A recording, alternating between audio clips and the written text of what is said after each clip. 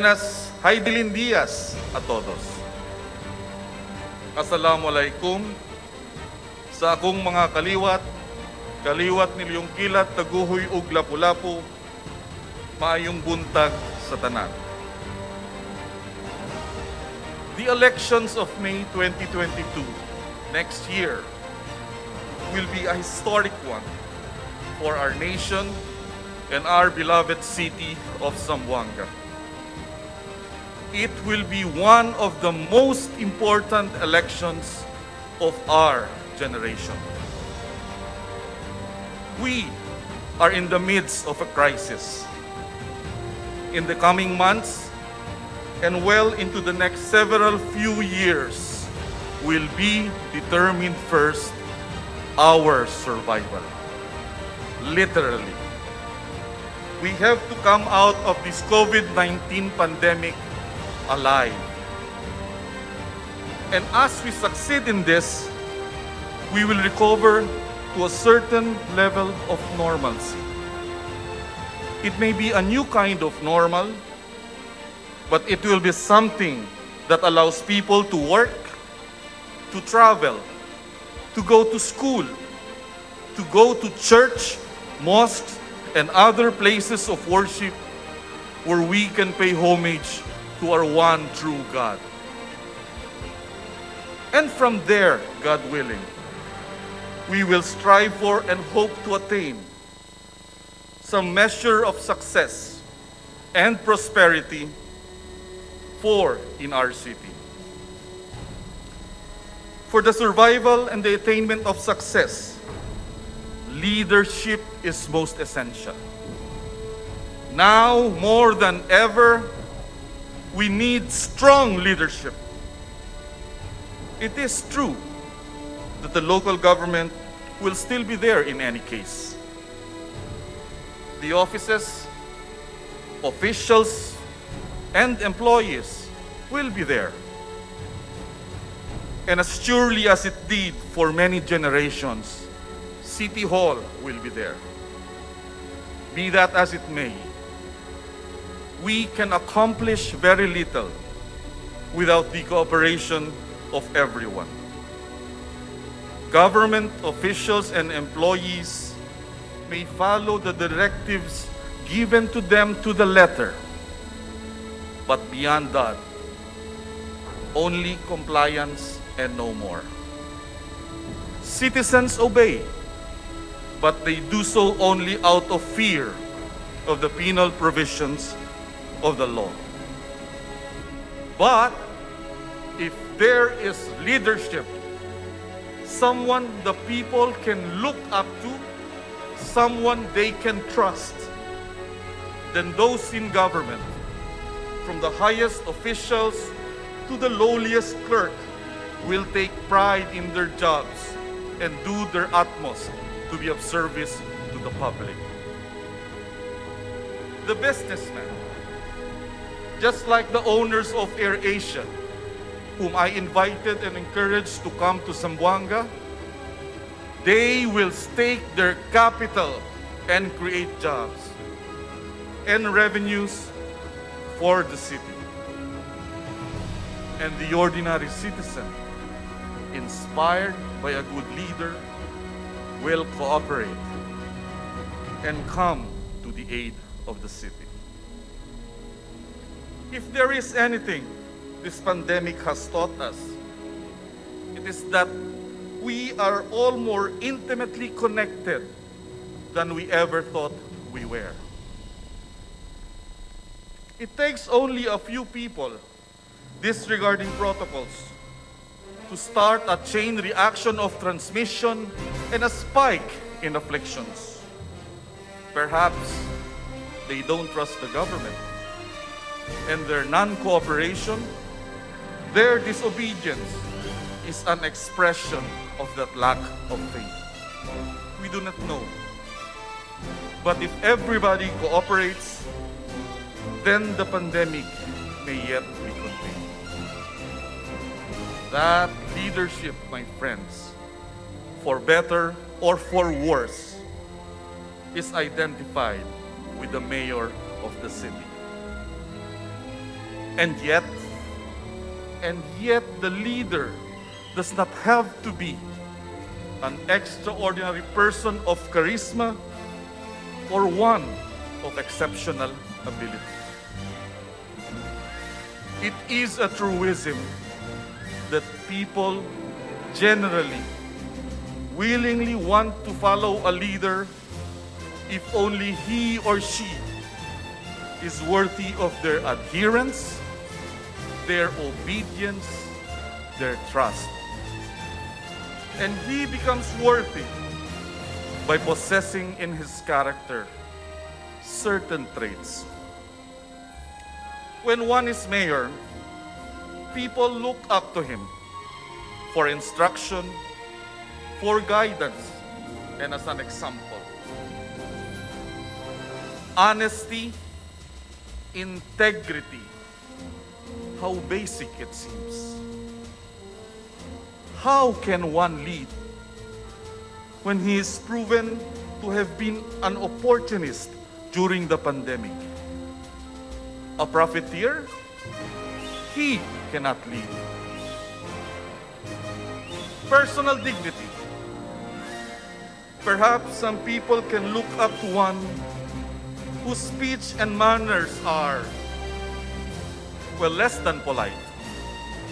I find it hard to do so. It sets a bad example, in my opinion. Indeed, a leader must live cleanly and act with courtesy and respect for others. Whether the other person occupies a high station or a low station in life, whether he is a Christian or a Muslim or a member of the indigenous peoples, a leader must give due regard for people from all walks of life. Thus he have initiative. Thus he make confident decisions and then acts on them. Or is he one who is afraid? Afraid to act. One who seeks all manner of endorsement, directives, sign-offs before he gets things done. Analysis, paralysis. That is not effective leadership.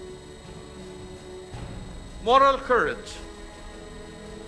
Having the set upon a plan, does he persevere?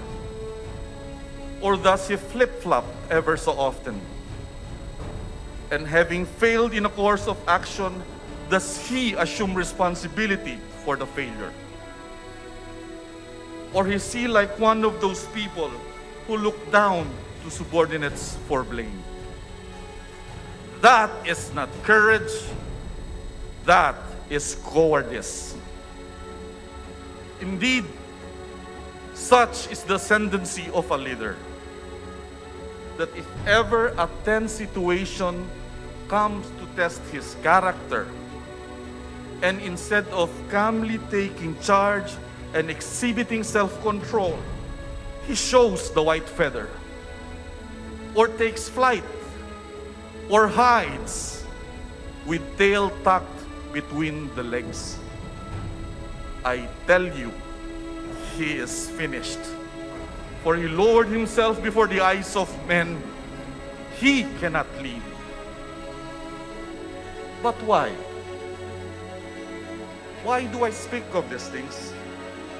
I dwell on these things because that is my conviction, that leadership is first and foremost about character. Emergencies change and often catch us by surprise. It could be a natural disaster, or it could be a breach of peace and order, or it could be an economic upheaval. Not even the most far-sighted person could have predicted this pandemic we are in. But character is for all time. I speak of these things because those are the very standards that I hold myself up to.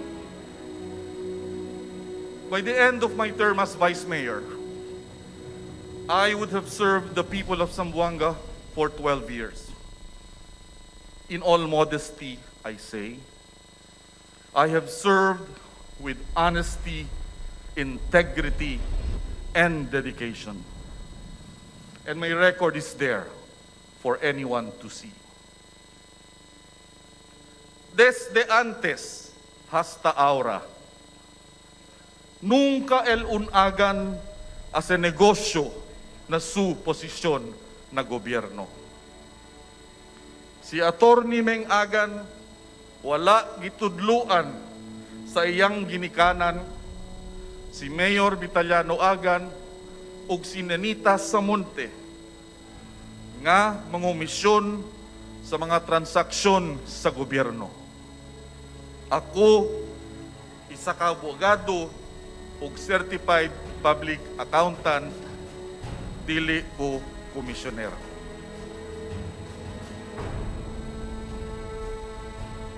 I had dinner with Senator Manny Pacquiao the other week.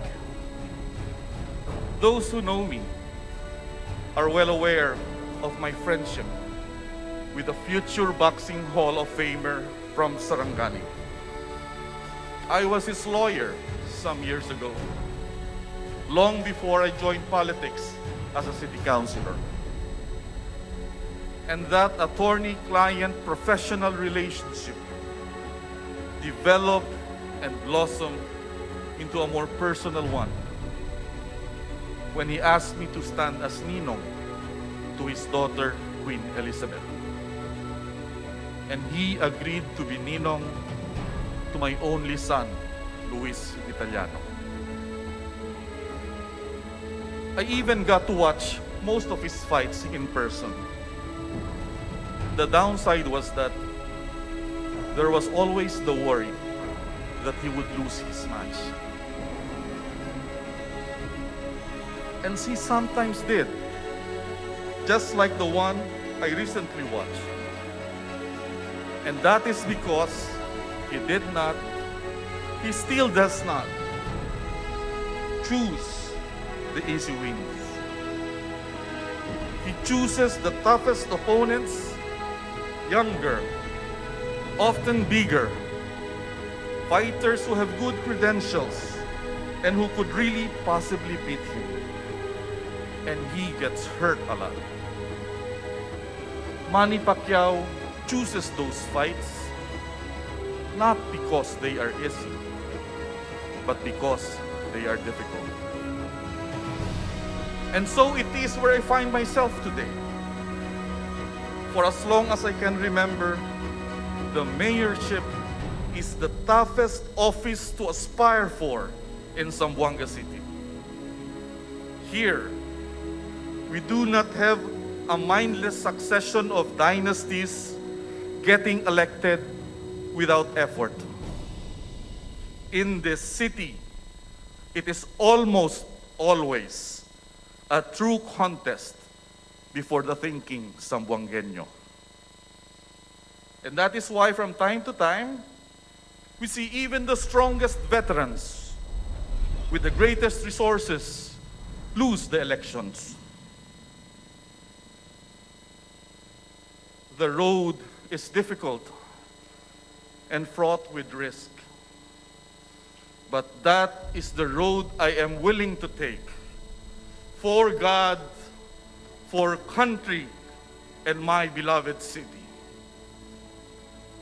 It is now my desire to venture, to take the chance to present myself to the people of Zamboanga and put my fate in their hands.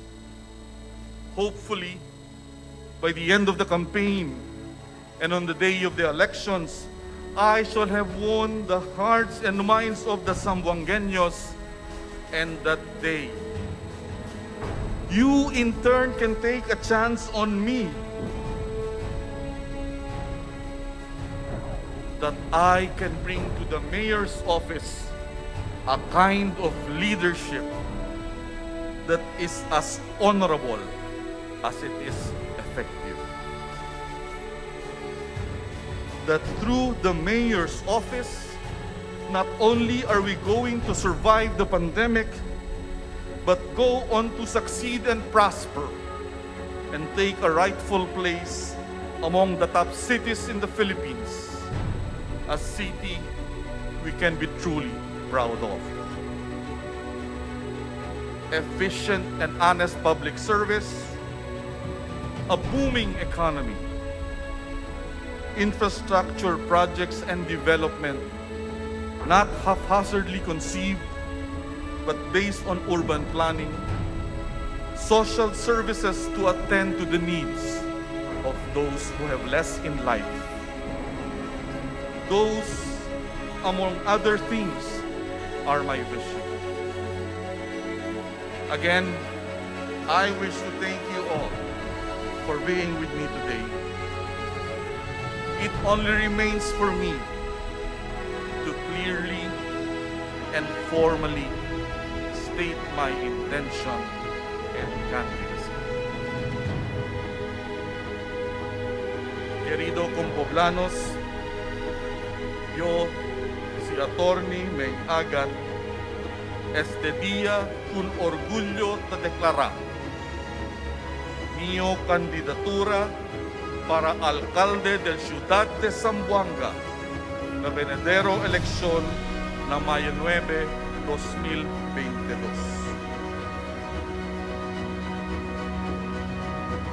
Mga taymanghud ko Muslimin, ako si Atty Meng Agan, tumagan ako hapag ka-mayor Sindaira Zamboangan, hasusungun eleksyon ha May 9, 2022.